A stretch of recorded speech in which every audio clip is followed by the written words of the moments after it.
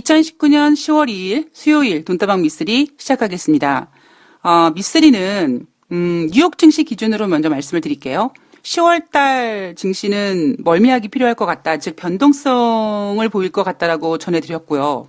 두 번째는 얼마 전에 미국의 소매 판매 지표라든가 소매 판매 업체들의 실적이 좋다, 미국 경제 여전히 좋다라고 얘기하는 사람들에게 왜 미국의 소매 판매 지표가 좋을 수밖에 없는지에 대한 이야기를 전해드렸습니다.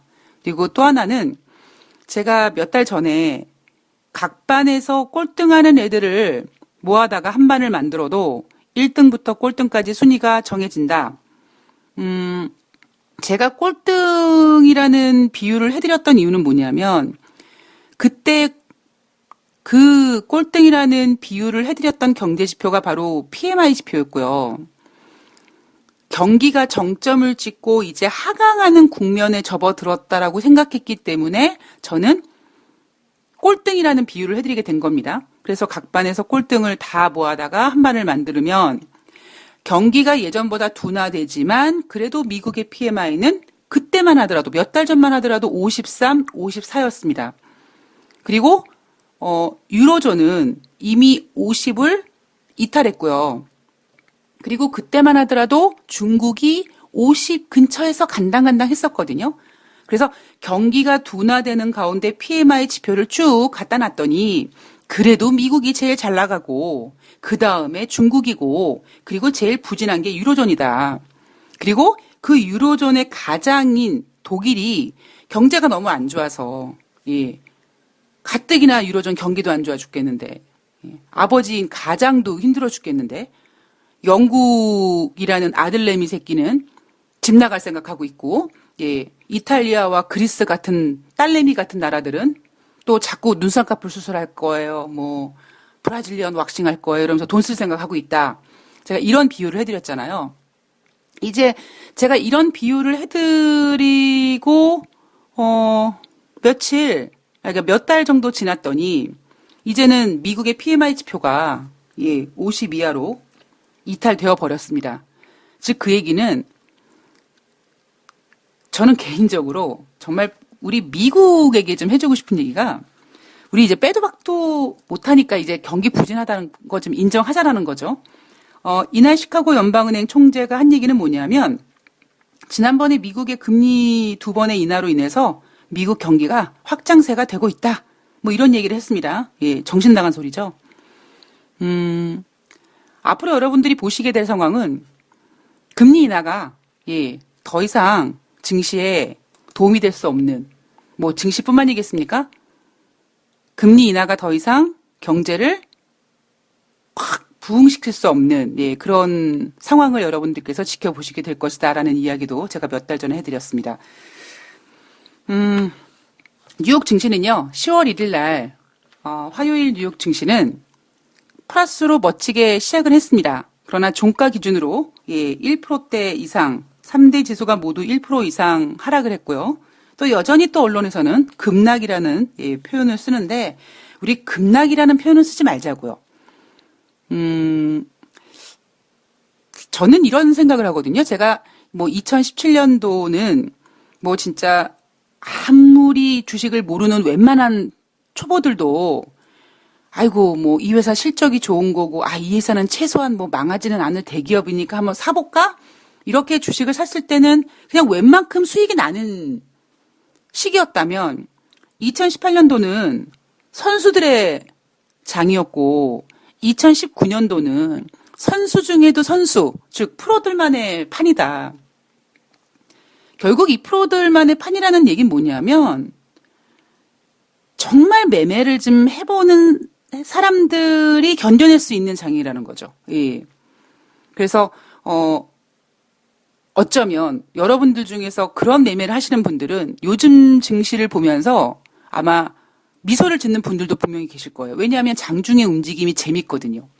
그런데 이제 그렇지 않으신 분들, 그러니까 웬만한 개인 투자자분들은 사실 그렇게까지 매매를 자주 하지 못하고 어찌어찌 하다가 이제 이쪽으로 발을 디디다 봤더니 증시에 지금 적응이 안 되시는 거죠.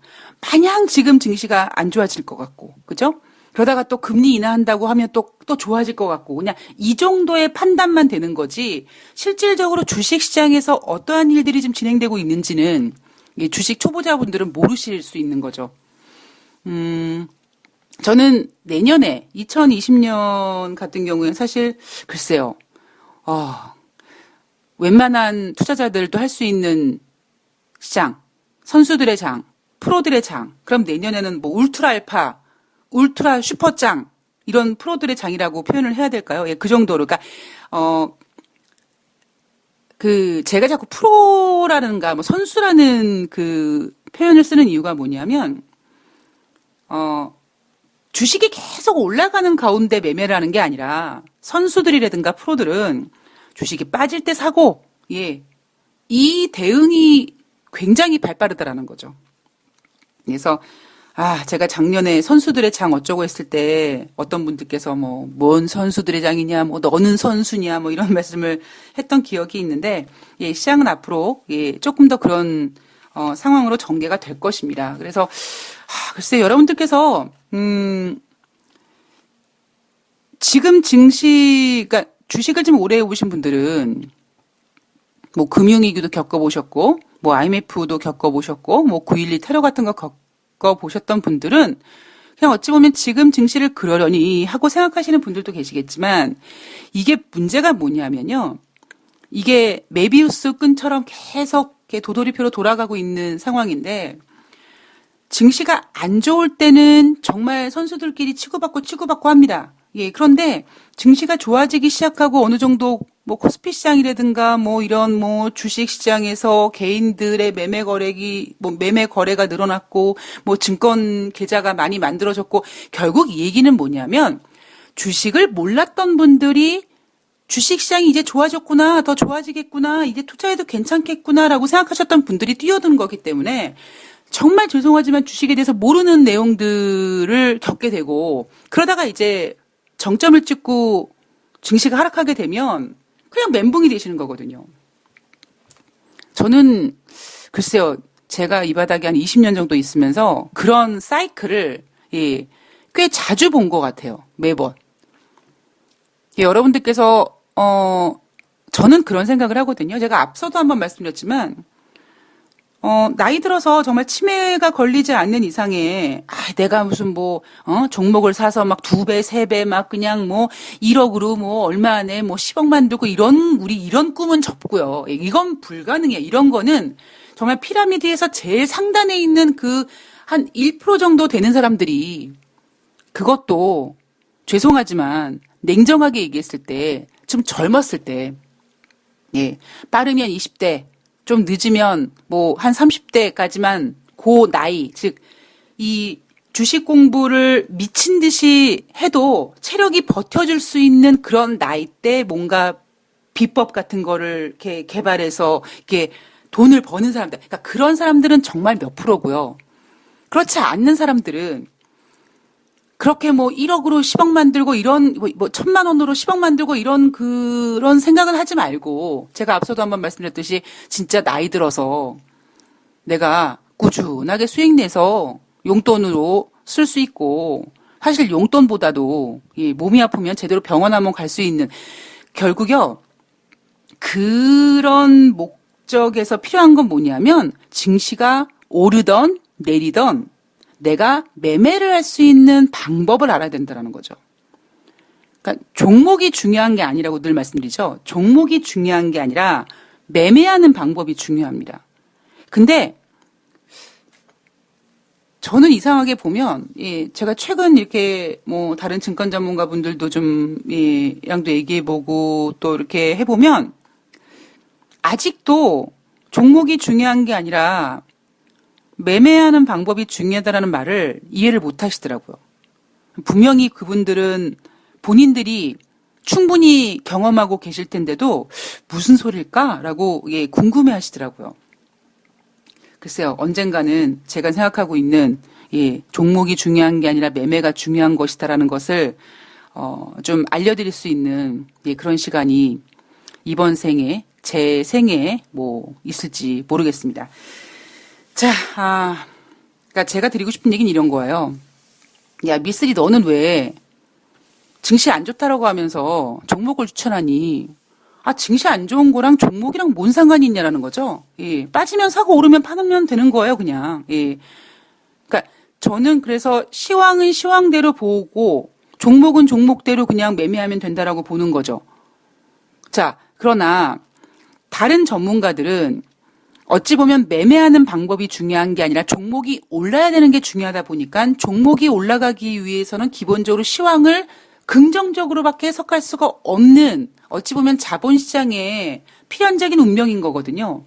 생각해 보세요. 웬만한 사람들한테 야 앞으로 증시 안 좋을 거래.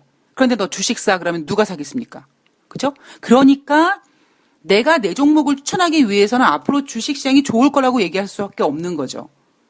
이게 여러분 참 되게 제가 증권사 브로커로 근무하면서 지금도 생생하게 기억나는 에피소드가 뭐냐면 제가 예전에 어떤 고객을 관리를 해드렸는데 우연치 않게 제가 실적이 좋아서가 아니라 우연치 않게 어떻게 제가 몰빵한 종목에 대박이 난 거예요. 그러니까 한 상한가를 그냥 한 두세 번인가 네 번인가 하여튼 쳤어요. 그때는 이제 상한가 폭이 15%까지였을 때입니다.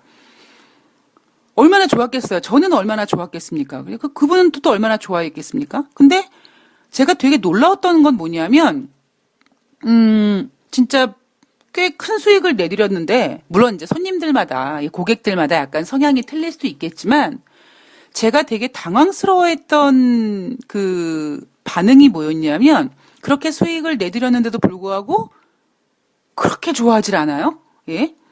그리고는 더 황당했던 게 뭐냐면, 저는 이제 이런 생각을 했던 거죠. 예를 들면 예수금이 한 상한가 한 4번 정도 쳤으니까 꽤 커졌겠죠? 그리고 이제 주식을 팔았으니까 현금이 생겼을 거고, 그럼 이제 그 예수금으로 내가 다른 종목을 또 추천하고, 이렇게 매매하고 그러면서 어찌 보면, 증권사 브로커로서 제가 수익을 이렇게 낼 수 있고, 수익이 아니라 이제 수수료를 발생시킬 수 있는 이런 어떤 여유 자금이 좀 많아졌다라고 해서 전 좋아했는데, 그분이 주식 계좌를 싹 빼는 거예요. 너무나 당황스러웠습니다. 그렇다고 뭐 주식 계좌 빼는 분한테 제가 뭐 왜 빼냐고 뭐 바지가랭이를 붙잡고 늘어질 수는 없는 거잖아요. 그래서 제가 좀 되게 속상하고 이게 아니라 되게 당황했어요. 아, 왜 돈 벌어줬는데도 계좌를 빼지?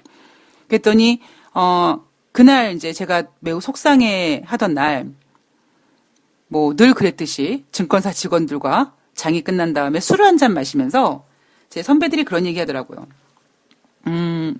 야, 미쓰리, 너 그 고객이 왜 계좌를 뺐을 것 같니? 그래서, 아니, 모르겠다라고 했더니 그분께서 하시는 말씀이 일단은 톡 까놓고 얘기해서 내가 부담스러워졌다라는 거죠. 뭐 이런 거예요. 아, 수익을 내줬는데, 아, 이거 어떻게 해야 돼? 뭐 수익금을 좀 줘야 돼? 말아야 돼? 그러니까 이거 고민하게 된 상황이 된 거고. 그리고 두 번째는, 그러니까 첫 번째는 좀 그러려니 생각이 들어요. 아, 그럴 수 있겠다. 뭐 내가 이 수익금을 뭐 수익 났으니까 얼마를 뭐 줘야 돼? 아, 이것도 아니고, 그러니까 좀 애매할 수 있겠다, 좀 불편할 수 있겠다는 생각이 좀 동의가 되더라고요. 그리고 두 번째는 뭐냐면, 이 증권맨들이 가지고 있는 어떠한 뭐라 그럴까요? 어록이라고 하나요? 근데 이거는 사실 증권맨들뿐만 아니라 인간 관계에서 꽃뱀이 남자를 꼬실 때, 제비가 유부녀를 유혹할 때, 절대 상대방이 원하는 거를 한꺼번에 다 주지 않는다라는 그런 원칙이라는 게 있지 않습니까? 그걸 비법이라고 하나요? 야금야금 줄 듯 말 듯. 그래서 안 줄래나 보다. 그래서 이게 실망하고 돌아서지 못하게 조금 주고 기대감을 더 키우고, 이것처럼 주식시장에서 증권맨들은 절대로 고객에게 어느 이상의 너무나 많은 돈을 벌어주면 안 된다. 그러면 고객이 떠난다. 왜? 이미 충분하니까. 충분히 돈 벌었으니까 됐어, 나는 뭐 이 정도로 벌었는데. 그래서 떠난다라는 거죠. 절대 증권맨들은 고객들에게 너무나 많은 돈을 벌어주면 안 된다. 적당히 좀 손실도 내줘서 이번에 손실 냈지만 다음에 좀 기대해 주세요라는 그런 빌미도 좀 만들어 놓고, 예, 그래야 된다라는 거죠. 주식시장이 전 그렇다라고 생각을 합니다. 예, 그래서, 저는 늘 말씀드리지만 주식시장은 시황과 관계없이 매매를 하면 됩니다. 그리고 죽기 전까지 내가 매매하는 방법을 알면, 예, 앞으로 주식시장이 올라가든 하락하든 상관없습니다. 그러니까 저는 여러분들이 그거를 머릿속에 아주 강하게 각인시켜 주셨으면 좋겠어요. 자, 그렇습니다. 예, 10월 1일 화요일 뉴욕 증시 3대 지수가 하락했다라고 말씀 전해드렸죠. 다우 지수가 1.28, 나스닥이 1.13, S&P 500이 1.23% 하락을 했습니다. 다우 지수가 27,000포인트에서 조금 거리감을 좀 떨어뜨려 놨고요. 나스닥도 8,000포인트, 예, 부족했고, S&P 500도 3,000포인트 못 가고, 예, 제가 지난번에, 아이고, 요거 조금만 올라가면 요거 되는데, 그거를, 예, 이게 그렇더라고요. 저는, 주식시장을 나쁜 남자, 혹은 뭐, 꽃뱀, 이렇게 표현을 하는데, 매매하실 때, 요거 조금만 더 올라가면 내가 팔아야지. 근데 그때 그 가격을 절대 안 주죠. 예. 그럴 때 필요한 게 뭐라고요? 예, 분할 매도죠. 자, 3분기 미국 기업 실적 시즌이 이제 돌입을 했는데, 제가 어제 방송에서도 말씀드렸던 것 같은데, 지금, 예, 이 시점에서 하물며 9월 달에 추석 연휴가 지난 다음에, 여러분, 앞으로 3분기 실적 시즌이 되는데요. 뭐 이런 얘기를 해야 되는데, 어쩌면 이렇게 실적 시즌을 얘기를 안 할까요? 그래서, 그러니까 안 좋은가 보다. 예, 우리 좋은 얘기는 하지만 안 좋은 얘기는 안 하잖아요. 그것처럼 실적에 대한 이야기를 그렇게 많이 하지 않는구나. 그랬더니 3분기 미국 기업 실적 S&P 기업들을 봤더니 전년 동기 대비 3.7% 감소할 거라고 예상하고 있고요. 그리고 다국적 기업, 즉 해외에서 이 매출을 만들어내는 다국적 기업 같은 경우에는 기업 실적이 10.7% 감소될 거라고 보고 있습니다. 작년인가요, 여러분? 2018년도 1분기 실적, 2분기 실적, 3분기 실적이 거의 두 자릿수 이상이었죠. 그죠? 뭐 17% 증가 예상했는데 뭐 25% 기록했고 그게 작년 2분기 실적인 걸로 제가 기억하고 있는데 이미 기업 실적조차도 두 자릿수 상승이 아니라 이제는 마이너스를 기록하고 있고 경기 지표도 예, 이제는 우리는 부진을 인정을 해야 되는데 참 이거를 인정을 못 합니다. 예. 그러니까 조금만 내려놓으면 되게 편하게 갈 수 있는데 그죠? 그러니까 제가 지금 경기 부양하는 거를 매일 스테이크 먹으려고 한다라고 말씀드리는데 매일 스테이크 안 먹으면 어때요? 그죠? 예. 근데 먹어야 돼요. 가오가 있어서 예, 먹어야 돼요. 그러면 안 되는 거죠. 그러면 힘들어지는 겁니다. 자, 국제 유가 이야기로 좀 넘어가 보면은요. WTI가 전일 대비 배럴당 45센트 0.8% 하락해서 53.62달러로 마감을 했습니다. 오펙의 원유 생산량이 지난 9월 달 기준으로 봤을 때 최근 8년 동안의 가장 낮은 수준이라고 합니다. 자, 이거는 뭘 의미하냐면 지금 오펙이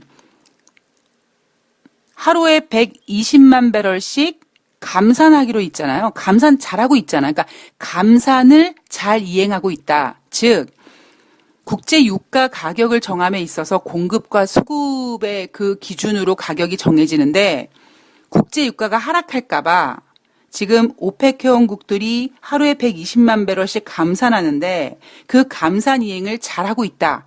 즉 공급을 잘 조절하고 있다. 이런 부분을 얘기해 주는 거고요. 그리고 미국 에너지 정보청에서 미국의 원유 생산량도 7월에 감소했다고 합니다.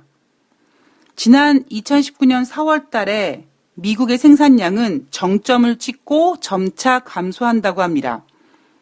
이미 원유 시추기 가동 건수는 714개 정도로 제가 1년 전보다 100개 이상 줄어들었다라고 했잖아요. 그러니까 어떤 청취자님께서 미쓰리 그거는 뭐 원유 생산량이 뭐 원유 시추기를 덜 가동한다고 생산량이 줄어들고 그게 아니라 뭐 조금 더 기술 좋은 걸로 이렇게 바꾸고 그래서 효율적 면에서 몇 개의 시추기를 가동하지 않고도 더 많이 생산할 수 있는 그렇게 기술 개발 때문이야 이렇게 말씀해 주시는 분도 있는데 기술 개발이든 어쨌든 원유 시추기 가동 건수가 줄어든다는 얘기는 어쨌든 앞으로 어느 순간까지는 미국의 원유 생산량과 연결시킬 수밖에 없다고 저는 생각을 합니다. 그러니까 이런 케이스예요. 제가 미국의 고용 지표를 얘기해 드릴 때 미국이 진짜 경제가 좋다라고 얘기를 할 때는 비농업자 고용자 지수가 최소 18만 건. 잘 나올 때는 뭐 26만 건도 나왔으니까 그럼 평균적으로 최소한 20만 건 넘어가야지만 미국 고용 지표가 좋다라고 얘기할 수 있는데 지금 이번 주 금요일 날 발표될 비농업자 고용자 지수는 한 14만 명 정도 이미 눈높이가 많이 낮춰졌다라고 말씀드렸잖아요. 근데 이것도요. 앞으로 시간이 지나면 우리가 트렌드가 변한다고 하잖아요. 그러니까 트렌드가 변할 겁니다. 어떻게 변하냐면 보세요, 여러분. 아니, 웬만한 일자리를 다 기계가 대체해버린다면. 그죠? 그러니까 우리는 아직까지 그 과도기에 있기 때문에 미쓰리가 지금 여러분, 미국 고용지표가 한 20만 건 넘어야지 미국이 진짜 고용이 좋습니다라고 말씀을 드리는 거지. 그리고 제가 봤을 때 이미 미국도 경기가 꺾이고 있음에도 불구하고 자꾸 쟤네들이 인정하지 않으니까 그거를 제가 좀 주장하기 위해서 미국 고용이 20만 건이 넘어야지 좋은 거다라고 말씀을 드리는 거지. 이게 조금만 더 시간이 지나가면 인간이 일하는 자리에 기계가 대체한다면 어느 순간 미국 경제지표에서 고용지표는 14만 건이 나왔어요라고 하는 것도 우와 고용이 너무 좋다라고 얘기할 때가 이제 조만간 올지도 모르겠습니다. 이미 지금 진행되고 있고요. 그러니까 우리가 어떠한 경제 지표라든가 어떠한 거를 가지고 있는 거를 이렇게 계속 고집하고 있다면 다른 것들이 변하는 것에 대해서 유연해질 수가 없잖아요. 그러니까 국제 유가 시장에서 원유 시추기가 줄어든다. 그게 꼭 미국의 생산량이 감소된다라는 건 아니다라는 말씀도 맞는 말이지만 어쨌든지 간에 현재까지는 그래도 작년보다 100개 이상 감소하고 있다는 부분은 원유 시추기 가동 건수가 감소하고 있다는 그런 부분은 미국의 원유 생산량이 이제 정점을 찍고 줄어들 수 있다. 그리고 제가 그런 이야기를 해드리면서 이런 얘기 드렸잖아요. 아니 미국도 바보가 아니면 글로벌 경기가 이렇게 침체되고 있는데 굳이 그렇게 많이 생산해서 국제 가격을 떨어뜨릴 필요는 없는 거거든요. 자, 그리고 이번 주에 아마 이제 주 후반이 되면 여러분 다음 주에 IMF에서 세계 경제 성장률 수정 발표합니다. 라는 얘기가 나올 겁니다. 그러면 IMF에서 글로벌 경제 성장률을 수정 발표하면 증시보다 먼저 반응하는 것이 국제 유가입니다. 여러분들 그거 좀 인지하시고 국제 유가를 체크하셨으면 좋겠습니다. 자, 그리고 사우디 아람코가 피해를 받았는데 완전히 지금 이 생산량 복구했다라는 소식이 들려왔고요. 지금 현재 WTI는 53.62달러입니다. 만약에 IMF에서 세계 경제 성장률을 추가적으로 하향 조정하고 그리고 이날 미국 경제 지표가 안 좋았다라고 했는데 앞으로 나오는 경제 지표 즉 고용 지표가 부진하다든가 이런 상황이 전개가 되면 증시가 조금 더 추가 하락하고 그런 상황이 된다면 그래서 유가가 50달러를 위태하게 되면 그러면 오펙 회원국들이 뭐 한다고요? 우리 감산량을 좀 한번 늘려보자. 이렇게 회의에 들어갈 가능성 여러분들께서 인지하고 계셨으면 좋겠습니다. ISM에서 발표하는 공급관리자협회에서 발표하는 9월달 미국의 제조업 PMI 지표 8월달에 49.1이었는데 9월 달에 47.8이 됐습니다. 결국 그 얘긴 제가 아까 각 반에서 꼴등을 불러다가 한 반을 만들어도 1등부터 꼴등까지 있다. 자, 몇 달 전만 하더라도 미국의 PMI 지표가 53이었는데 유로존이 49, 47이었고 중국이 50 근처였는데 지금 이미 세 곳이 다 50 이하가 됐고 뭐 47, 뭐 48, 뭐 이러고 있습니다, 지금. 예. 거의 그냥 또이또이 돼가고 있어요. 성적이 그냥 평균화되고 있는 거죠. 여기에 지금 독일은 더 안 좋아지고 있고요. 독일은 41 정도까지 떨어졌기 때문에 예, 독일은 여전히 힘들어하고 있습니다. 2009년도 6월 이후에 가장 최저치고요. 그리고 2개월 연속 기준선 50 이하에서 놀고 있습니다. 그리고 8월달 건설 지출도 전월 대비 0.1% 증가했는데 예상치는 0.4% 증가를 예상했으나 예상치보다 부진했다.